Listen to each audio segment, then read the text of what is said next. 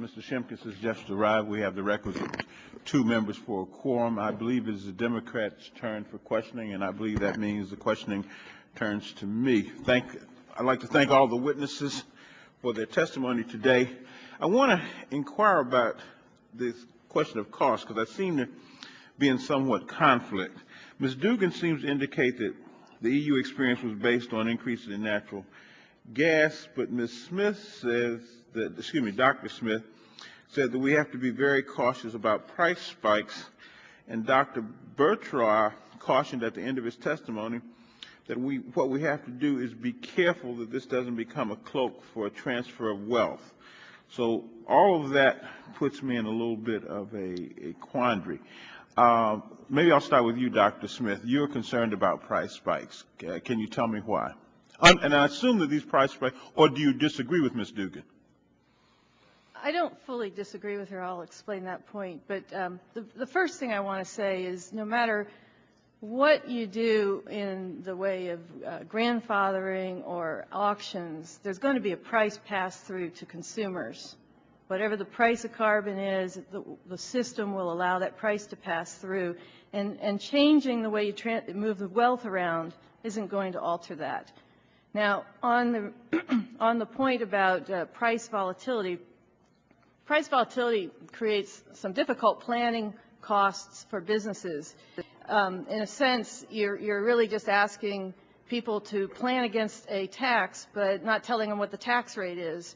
And so that creates actually costs inside businesses to manage that. Traders love it, but it's really not beneficial to the economy as a whole to have that volatility if you don't need it.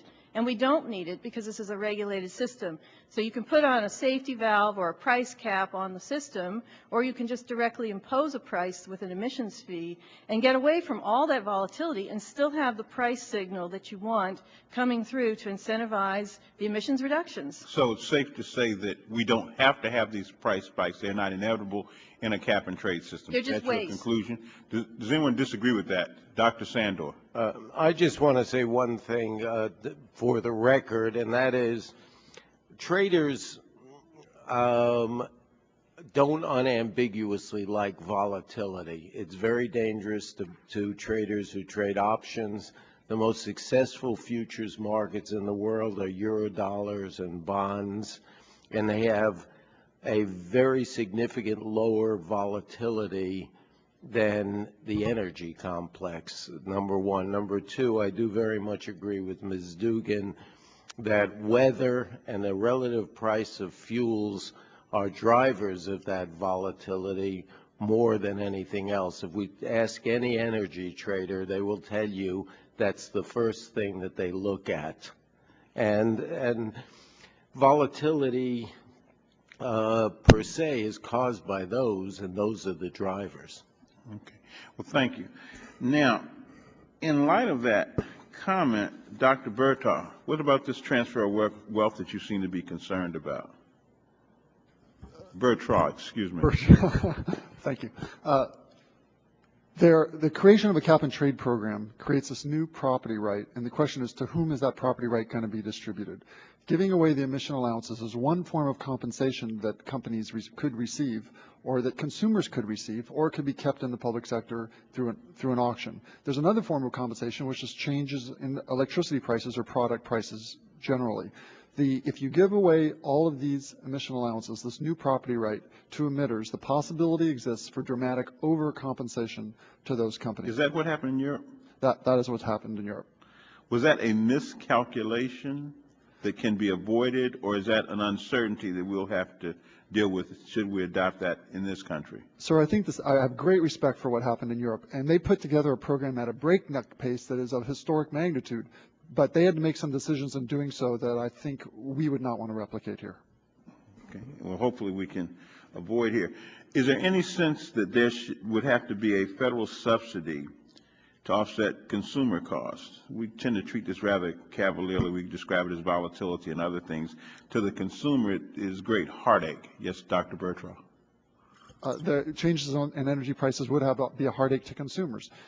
In the long run, economists firmly believe that changes in prices are what's needed to efficiently implement carbon policy in the United States. In the short run, there could be measures such as suggested by Dr. Issou that could help mitigate that. But in the long run, I think we want to see the transition to a time when people recognize the social cost of carbon emissions in the decisions that they make on a daily basis.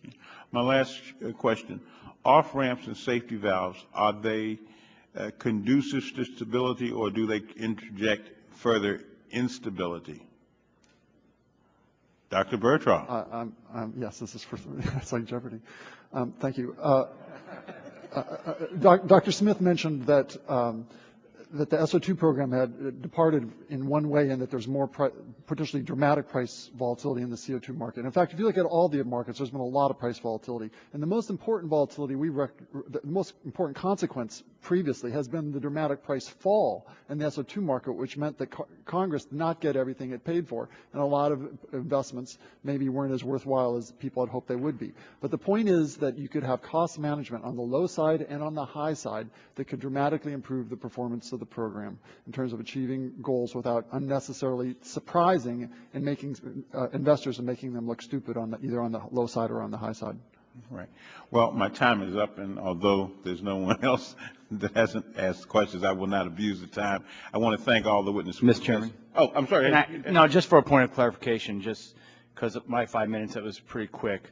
I believe in the markets, and I believe in exchanges. My point was that not everyone does, and they do think there's manipulation, and they do think there's price gouging. I believe in raising capital, assuming risk, rewarding that, and I just put that on the record. The other thing that there's an assumption here that because of all our numerous hearings, that if we go down this route, there's going to be increased cost. Whether we can manage that effectively through our U.S. government cap and trade program. First of all, we can't assume we're going to affect China and India.